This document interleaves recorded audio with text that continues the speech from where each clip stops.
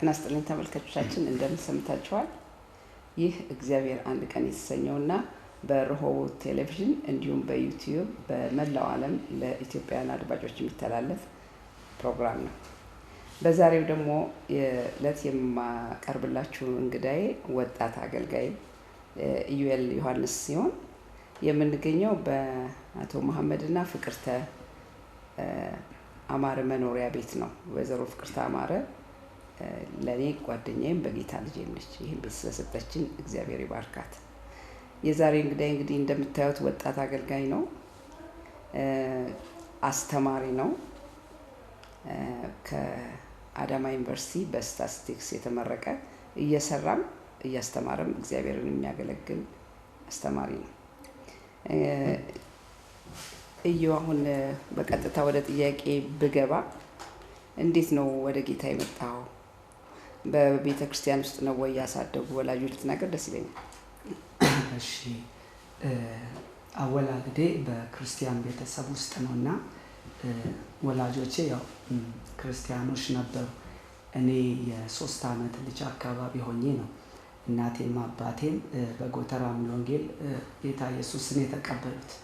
ስለዚህ ከ3 ዓመት ጀምሮ በጌታ ቤት ነው ያደግኩት። ነገር ግን እስከ ተወሰነ ጊዜ ሰንደይ ስኩል የመጽሐፍ ቅዱስ የውድ ክላስ ከተማርኩ በኋላ ጸባይ ብዙም ጥሩ ስላልነበረ ከሚያስተምረን የህፃናት አስተማሪ ጋር ትንሽ በመጋጨት ወደ ቸርች መሄድ አቆምኩኝ ማለት ነው።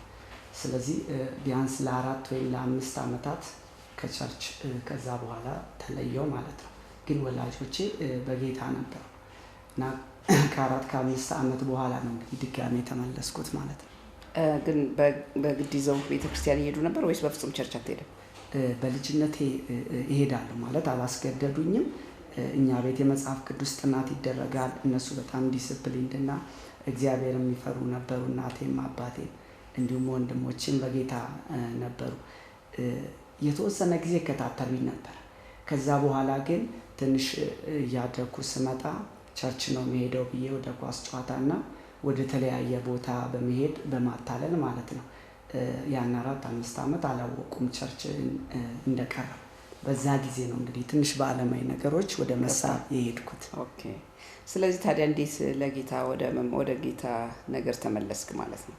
እሺ፣ ይሄ በጣም በህይወት ዘመኔ ሁሉ የማረሳው ቀን ነውና እግዚአብሔር ክብር እናገረዋለሁ። እርግጠኛ ነኝ ይህንንም የሚሰሙ ብዙ ወጣቶች እንደገና ሪስቶሬሽን ያገኛቸዋል። በጌታ ፍቅር ህይወታቸው ይነካል እና ብርቱ የሆነው እሱ በእኔ ህይወት ያደረገውን ነገር ልናገር። ለአመታት ከቤተ ክርስቲያን ከተለየው በኋላ የህፃናትን ኳየር ነበርኩ። ከዛ ወጥቼ ለአመታት ከቤተ ክርስቲያን ከጠፋው በኋላ አንድ ቀን አርብ ቀን ነው እና በዚህ ጊዜ 8ኛ ክፍል ተማሪ ነበርኩ። ሚኒስትሪ ለመውሰድ ዝግጅት ላይ ነበርኩ እና አርብ ዕለት አባቴ በስጋ ወላጅ የሆነው ማለት ነው አቶ ዮሐንስ ይባላል። አሁን በጌታ እረፍት ነው። የዛሬ 6 ዓመት አካባቢ ወደ ጌታ ሄዷል እና እንደዚህ አለ፣ ዛሬ ቸርች እንሄዳለን አለ ብሎኛ አቅም ነበረ ለተወሰኑ ዓመታት። አይ ዛሬ አልሄድም፣ ዛሬ ኳስ ጨዋታ አለብኝና በፍጹም መቅረት የማልችለው ነው አልኩት። እሱ ግን በጣም አጥብቆ ተናገረኝ፣ ተከራከረኝ። በፍጹም ዛሬ የመጨረሻ ነው፣ ቸርች እንሄዳለን። እኔ ደግሞ ዛሬ ፕሮግራም አለኝ፣ ፕሮግራሜ ደግሞ የኳስ ጨዋታ ነው፣ ስለዚህ አልችልም አልኩኝና በጣም ስንከራከር መጨረሻ ላይ ተሸነፍኩኝ። ዛሬ ግን አንድ ነገር አስተውላለሁ። ከስጋዊው አባቴ ቁጣ በስተጀርባ የሰማዩ አባቴ የፍቅር ተግሳጽ ነበረበት። ያ ቀን የተለየ ነበረ። ከዛ ሄድን። ሙሉ ወንጌል የፎርስ ፕሮግራም ነበረ። የጎተራ ሙሉ ወንጌል ቃሊቲ ሙሉ ወንጌል ነው። ቃሊቲ የምንኖረው ቃሊቲ ሙሉ ወንጌል ነበረ። አባልነታችን ቃሊቲ ሙሉ ወንጌል ነው እና ቃሊቲ ሙሉ ወንጌል ከሄድን በኋላ አርብ የፎርስ ፕሮግራም ላይ ነው። እኔ በጣም ከመናደዴ የተነሳ በልህ እያለቀስኩ ነው የሄድኩትና እንባዬ አይኔ ላይ ያለ እልህ ይዞኛል። ስንት ዓመት ነው ያኔ? 13 ዓመቴ ነው እና እልህ ይዞኛል። እንዴት እሄዳለሁ ብዬ ማለት ነው ቁጭ ብዬ በልህ ነው አቀማመጥ ሁሉ በቃ የብስጭት ነው እና በሱ ውስጥ ሆኜ እያለው ቸርቹ እንደ በፊቱ ነው። በፊት ሕፃን ሆኜ እንደምመጣበት ነው፣ የተለወጠ ነገር የለም። ግን ከደቂቃዎች በኋላ የቸርቹ አትሞስፌር መቀየር ጀመረ፣ አየሩ መቀየር ጀመረ። እኔ የማላቀው የሰላም ወንዝ ከላይ እንደ ፏፏቴ በውስጤ ሲፈሳ ያለው ከዚህ በፊት ተለማመጀው አይቸው የማላውቅ ደስታ እንደ ወንዝ እንደ ፏፏቴ በላይ ላይ ሲፈሳ ያለው። ከዛ ልቤ በፍጹም ጸጥታና በፍጹም እረፍት ተሞላ። ዞር ብዬ አየሁ። ጥቅሱ ከፊት ለፊቴ በፊት የተጻፈው ጥቅስ ነው። ቀድሞ ካደረግኩላችሁ ይልቅ መልካም አደርግላችኋለሁ፣ እኔም እግዚአብሔር አምላካችሁ እንደሆንኩ ታውቃላችሁ ይላል። ይህም በሕፃንነቴ ጥቅሱን አይቼዋለሁ። ቸርቹ ያው ነው፣ ጥቅሶቹ በየቦታው ናቸው። እኔ ላይ ግን አየሩ ተቀየረብኝ፣ አትሞስፌሩ ተቀየረብኝ እና በዚህ መሀል ሆኜ አንድ ውሳኔ ወሰንኩኝ። እዚህ ቸርች ብዙ ጊዜ መጥቻለሁ፣ ግን እንዴት ዛሬ ተለየ? እስቲ በሚቀጥለው ደግሜ እመጣለሁ አልኩኝ።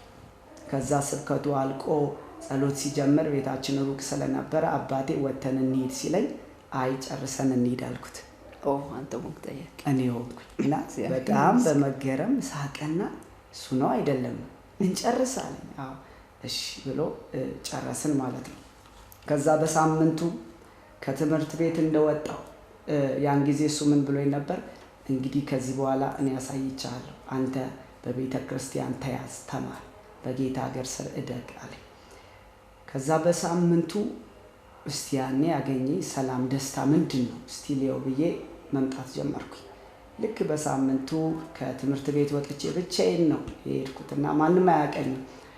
ቤተሰቦቼ በአንዳንድ አገልግሎት ውስጥ ስለነበር ያውቋቸዋል፣ እኔን ግን ማንም አያውቀኝም።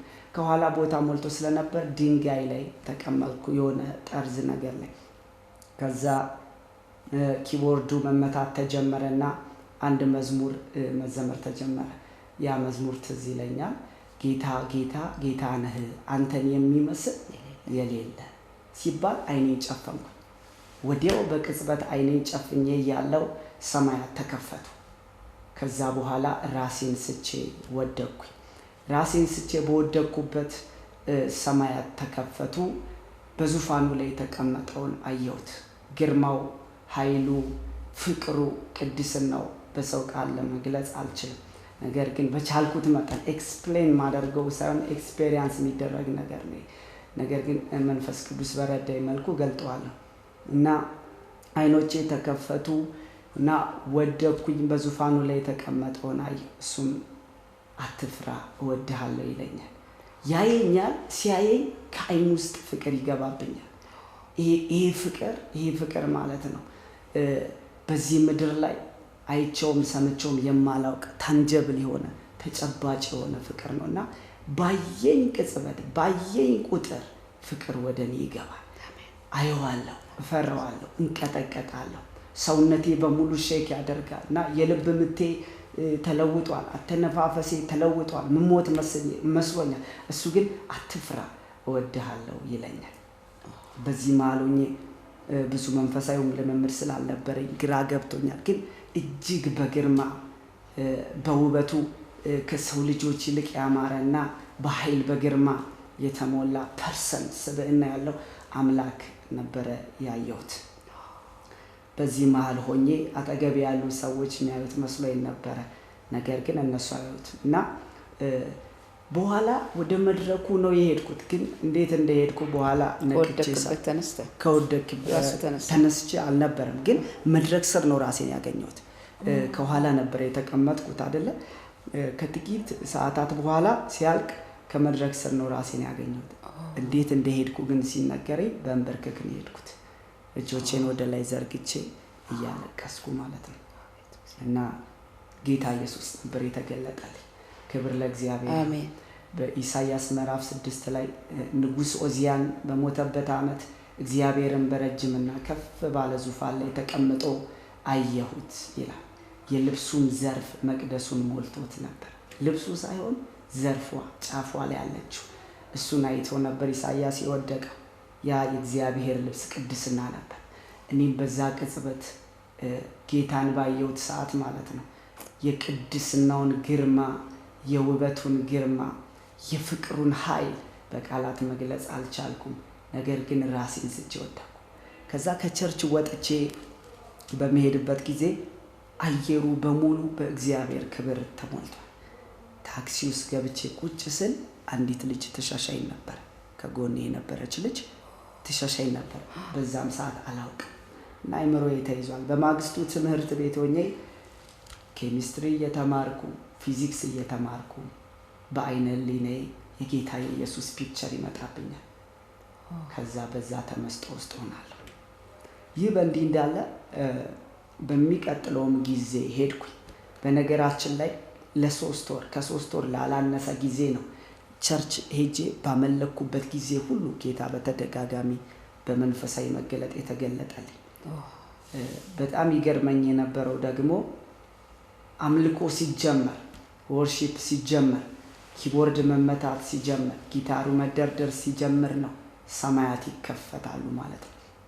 እና በሚቀጥለው ጊዜ ደግሞ በአምልኮ ውስጥ ሆኜ እልፍ አላፋት መላእክት አየሩን ሞልተውት የማመልከው አምልኮ በቀጥታ ወደ እግዚአብሔር ዙፋን ሲያድርጋየው ማለት ነው። ሲያርግ እንደ ጭስ ወደ ላይ ሲሄድ እና የእግዚአብሔር ማደሪያ በምስጋና ሲሞላ ህዝቡ አብሮ የሚያመልከው ዝማሬ ነው ወይስ ኢንዲቪዥዋል የራስ?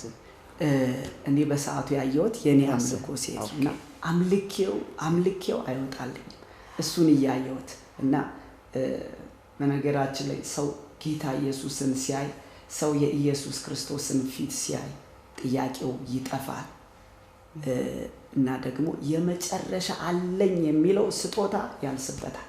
አለኝ የሚለው አምልኮ ያንስበታል። ይህን የሚያሳንሰው የሱ ክብር ነው፣ የሱ ብርሃን ነው፣ የሱ ውበት ነው እና በዛ ሰዓት እንደ ጭስ ወደ እግዚአብሔር ዙፋን ሲያርግ ከብዙ መላእክቶች ጋር ጣዕም ካለው ዜማ ጋር ተደባልቆ ወደ ማደሪያው ሲሄድ አይ ነበር እና ይሄ ነው የመጀመሪያው ለመለወጥህ ምክንያት የሆነው። በመጀመሪያ ጌታ እኔን የለወጠበት መንገድ ይሄ ነው። ከጓደኞች ሁሉ ተለየ በዛው እንዴት አደረከው? የሚገርምሽ ማለት ነው በትምህርት ቤት ውስጥ ያ ሰዓት ወደ ዓለም እየተሳብኩ የነበረበት ሰዓት። ስለዚህ እግዚአብሔር ያንን እንደ ተርኒንግ ፖይንት ነው የተጠቀመበት። በዛ ሰዓት ላይ በእንደዚህ አይነት መልኩ ጌታ ጣልቃ ባይገባልኝ ኖሮ መቼም ክርስቲያን አልሆነም። ምክንያቱም ያደግኩት በእግዚአብሔር ቤት ስለሆነ መዝሙር እየሰማው በቤታችን መጽሐፍ ቅዱስ ጥናት እየተደረገ እና ጸሎት እየሰማው ስላደግኩኝ ሪሊጅን ሆኖብኛል ማለት ነው። ክርስትና ሃይማኖት ሆኖብኛል ማለት ነው። ስለዚህ በዛ ጌታ በተገለጠልኝ ሰዓት በጓደኞቼም በቤተሰብም ብቻ ሳይሆን በጎዳና ሁሉ ላይ የእግዚአብሔር ክብር መገለጥ ተጀመረ።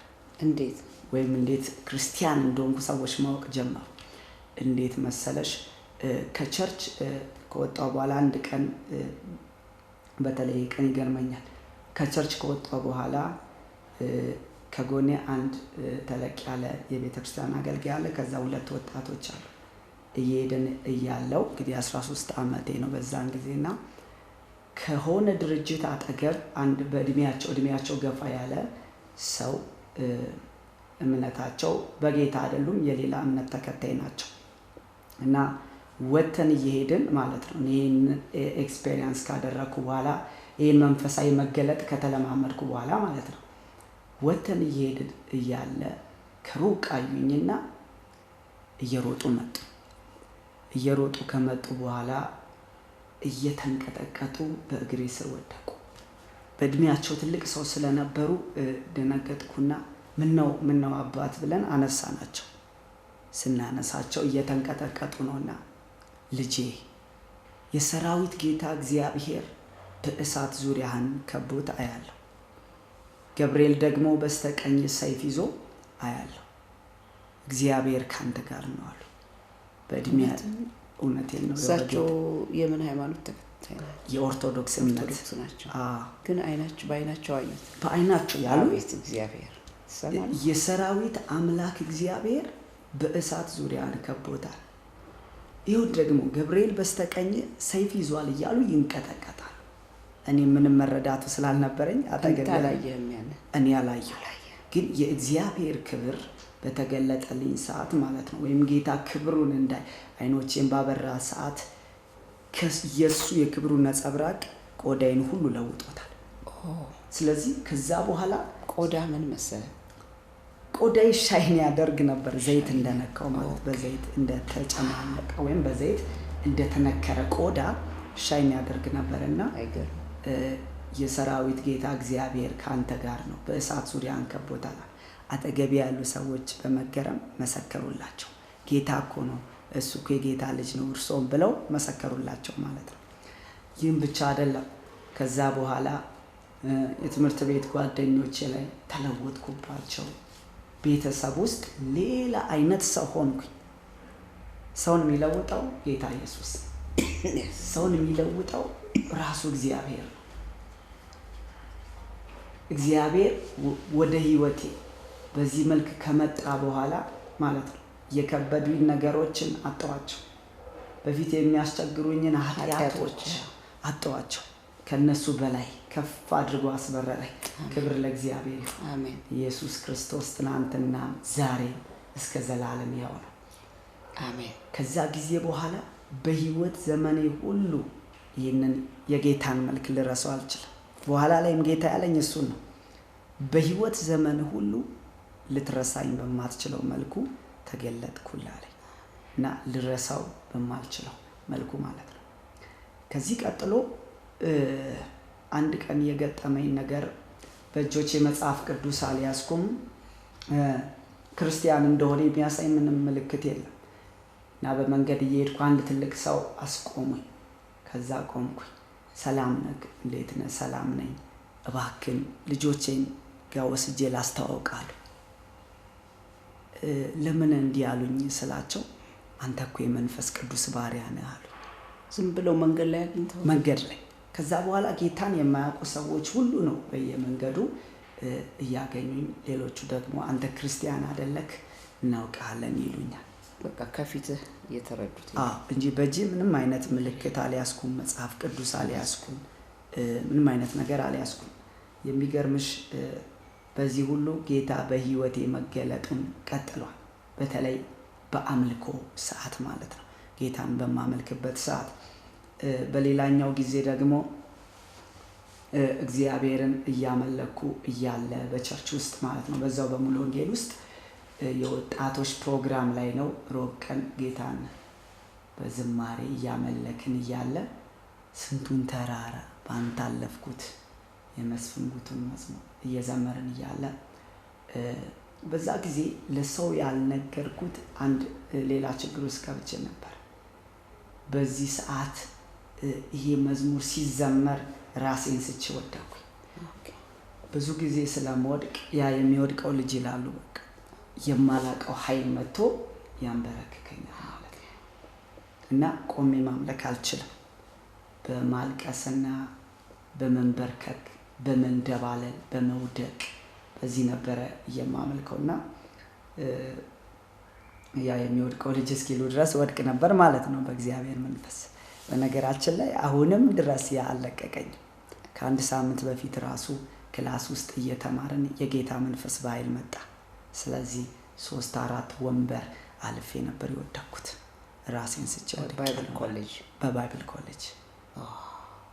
ክብር ለኢየሱስ ይሁን። ግን እግዚአብሔር ለምን ይመስላል ብዙዎቻችን ይሄንን ነገር አልገጠመን? በህይወት ላይ ምንድነው እግዚአብሔር እንደዚህ ጌታን እንድታይ ደጋግሞ ያደረገበት ነገር የሚመስልህ የተረዳኸው ካለ? እንደዚህ አይነት ኢንካውንተር ልክ ነሽ። በመጽሐፍ ቅዱስም በታሪክም ሁሉም ሰው ወይም ብዙ ሰው አልተለማመደው። እኔ እንደ መጀመሪያ ምክንያት አድርጌ የማየው ነገር አንዳንድ ጊዜ እግዚአብሔር ሶቨራይን የሆነ አምላክ ነው። በወደደው መልክ ራሱን ለሰዎች ይገልጣል። አንደኛው እግዚአብሔር ስለወደደ ይመስለኛል። ሁለተኛው ደግሞ እኔ በክርስቲያን ቤተሰብ ውስጥ ስላደግኩኝ ቸርች እንሂድና እናምልክ ምናምን በሚሉ ምክሮች መቼም መመለስ አልችልም ነበር። ጌታ ኢየሱስ እንደዚህ ባይገለጥልኝ እንደዚህ ልረዳው አልችልም ነበር። ከዛ የተነሳ ነው ከኛ ደግሞ ይጠበቃል ብዬ ማምነው ነገር እንግዲህ ጌታን ካወቅን በኋላ ማለት ነው ይህን መንፈሳዊ ልምምድ ለማስቀጠል ስፒሪቹዋሊ ሴንሲቲቭ ለመንፈስ ቅዱስ ቶሎ ምላሽ የምንሰጥ መሆን አለብን ማለት ነው። ምንም እሱማ ማለት ይሄ እኮ አውቶማቲካሊ እሱን ማየት በቃ አንተን ሌላ ክልል ውስጥ ከተዋል። ሴንሲቲቭ ብትሆን አይደንቀኝም።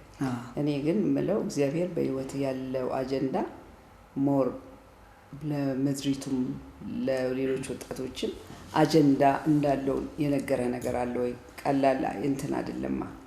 ሴንሲቲቭ ብትሆን አይደንቀኝም እግዚአብሔርን ሲያይ። እውነት ነው። እሺ ጥሩ ጥያቄ ነው። በጣም የሚገርምሽ ነገር እታል ጌታ ካዳን ማለት ከዳንኩበት ቅጽበት በኋላ ማለት ነው በፍቅሩ ነክቶኝ በቃ አንተ ጌታ ነህ ኢየሱስ የህይወቴ ጌታ ነህ እወድሃለሁ መንፈስ ቅዱስዬ የሚሉ ቃላቶች ነበረ ከውስጥ የሚወጡትና ከዛ በኋላ ጌታ በተደጋጋሚ የተናገረኝ ነገር በአንተ ላይ ትልቅ ዓላማ አለኝ አለ። እስከዛሬ ያ ዓላማ ፓክድ እንደሆነ ነው ብዬ አስባለሁ። አሁን በቅርቡ ይከፈታል። ምንድነው ዓላማው ነግሮሃል እግዚአብሔር? እሺ ሪቫይቫል የሚለውን ቃል ከዛ በኋላ መንፈስ ቅዱስ ከተሞላው በኋላ የጋሽ በቄን መጽሐፍ ሳነብ ነው ዲስከቨሪ ያደረኩት። መንፈስ ቅዱስ መቼ ነው የተሞላው? መንፈስ ቅዱስ የተሞላውት ጌታ ከተገለጠልኝ ከ3 ወራት በኋላ ነው። እዛ በቤተ ክርስቲያን ውስጥ ያን ያህል ጊዜ ለምን ፈጀ ካልሽኝ ብዙ ትምህርት 3 ወር ፈጀ ይባላል። በጣም ብዙ አመት ይቆያል። አንዳንዶች በቅጽበት ይሞላሉ። እሱ ልክ ነው። እሱ እግዚአብሔር እንደፈለገ የሚሰራ አምላክ ነው እንዳልከው። እና ሪቫይቫል የሚለውን ቃል ባላውቀውም ግን በመጨረሻው ዘመን ከሚያስነሳቸው አገልጋዮች ለክርስቶስ ኢየሱስ ዳግም መምጣት ቤተክርስቲያንን ከሚያዘጋጁት አገልጋዮች ውስጥ አድርጎ እንደሚያስነሳኝ በዛ ሰዓት ገልጦልኝ ጌታ ተናግሯል። የመጀመሪያ የተገለጸልህ ጊዜ ይሄንን ነው ያልነገርከን። አየህ በቃ አሁን እንትኑ መጣልኝ። ስለዚህ በምድሪቱ ላይ ጌታ ከመገለጡ በፊት ቤተክርስቲያንን እንዲሰሩ እንዲያዘጋጁለት ከሚገልጻቸው አገልጋዮች አንዱ ነው ማለት ነው። ክብር ለጌታ እግዚአብሔር ይመስገን። ታዲያ ይሄንን ሲል ጌታ ባይብል ለመማር እንዴት ወደዛ ለመባበራስ የሄድከው መንገድ አለ ወይስ ምን አደረግ? እሺ የሚገርምሽ ነገር ማለት ነው ጌታ ከተገለጠልኝ በኋላ ለአገልግሎት ከማይቸኩሉ ሰዎች ነበርኩ። በግድ ነው በቃ አገልግል እያሉኝ አልፈልግም ነበር። ለብዙ ጊዜ ታገለግል ነበር። ብታገለግል ወዲያው ጆይን ያደረኩት የወጣቶች የጸሎት ግሩፕ የቤተክርስቲያን ሙሉ ወንጌል ቤተክርስቲያን ውስጥ ማለት ነው። የወጣቶች የጸሎትን ህብረትን የተቀላቀልኩት ይሄን የወጣቶች የጸሎት ህብረት ከተቀላቀልኩኝም በኋላ ነው እንግዲህ በጣም እየተቀጣጠልን ስንጸልይ በመንፈስ ቅዱስም እየተሞላሁት ማለት ነው። እንደማገለግል ባውቅም ግን ጌታ ከተገለጠልኝ በኋላ ወዲያው ወደ አገልግሎት መምጣት አልቻልኩም። እንዴት ወደ አገልግሎት እንደመጣው ታውቂያለሽ? ቆይ አሁን በቸርች ውስጥ በጸሎት ጓድ ገብተሃል? ገባ። ትምህርት ቤትም እየተማርክ ነው? ሃይስኩል ተማሪ ነው። ከዛ ሰዓት ጸሎት ጓድ ታገለግላለህ? ጀምረሃል አገልግሎት? ጀምሬያለሁ። እሺ 9ኛ ክፍል ነበርኩኝ። እሺ በዛ ውስጥ ግን በጸሎት እያገለገልክ ቆየ? በጸሎት እያገለገልኩ ቆየሁ 9 10 11 12ኛ። ኦኬ ታዲያ ወደ አገልግሎት እንዴት አድርገህ መግባት መጣም? የምታገለግለው በማስተማር ነው አሁን ማየው። ይሄ የሚያስተምረው እዩ ምን ጊዜ ላይ ነው የጀመረው? እሺ ወይስ ምን የተለየ ነገር አለ? ኦኬ እሺ እነና ያይዤ ለመለሰው የእግዚአብሔርን ቃል በመስበክና በማስተማር በተለይ ከአዳማ ዩኒቨርሲቲ እንደወጣው ነው በሙላት የጀመርኩት። አዳማ ዩኒቨርሲቲ ገባ? ስታቲስቲክስ ተማሪ ሆንክ? ስታቲስቲክስ ተማርኩ። እዛ በፌሎሺፕ ውስጥ አገለግል ነበር? ፌሎሺፕ ላይ አገለግል ነበር። በመጀመሪያ በቃል አልነበረም። በመጀመሪያ ኢቫንጀሊዝም ቲም የወንጌልን ቡድን ተቀላቀልኩኝ። እሺ